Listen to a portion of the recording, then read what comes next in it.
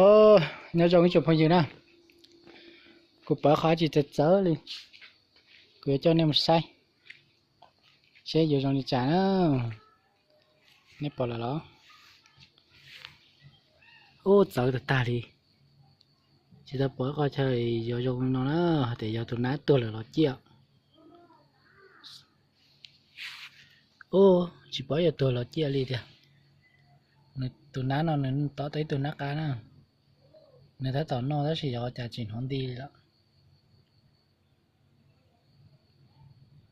Ô, vô. Cho nên có sao mà nên tỏ tới tụi mình nhổn ná cá nó nên nó đó. Nó đã xin có chọn đón xin có chỉ tao là đây đá gì trong này tụi ná có tuần trò xuống nào.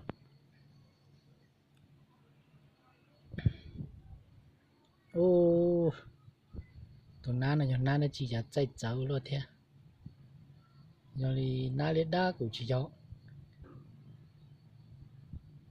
Bây giờ này chả chính đi lo đi. Đáng thương cho con này.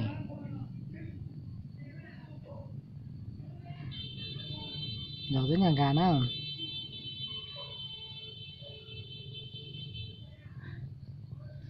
Hô, tụi ná nó chả trong đi nó đi kìa.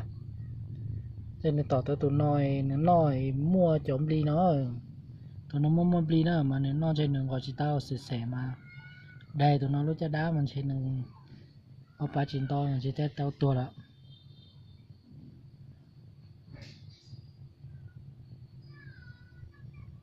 Ô đá rồi nó chỉ tại như tụi nó làm chỉ nhìn gọi lên nó đi nè.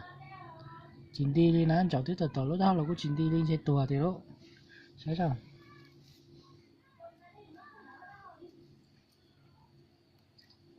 Ô chặt chả số à.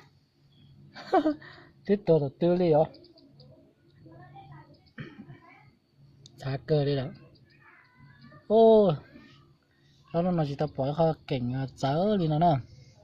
Nhìn thấy một tỏ lá là thảo cơ nó là trẻ qua chỉ đi ba chỉ thừa thế.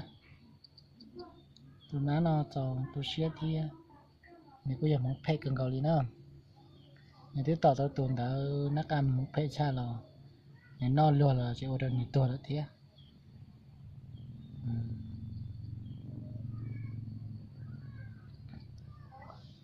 Nhìn thấy cho xá đi nó lại xá cơ đi đó. Ô chặt cháu lo đi theo.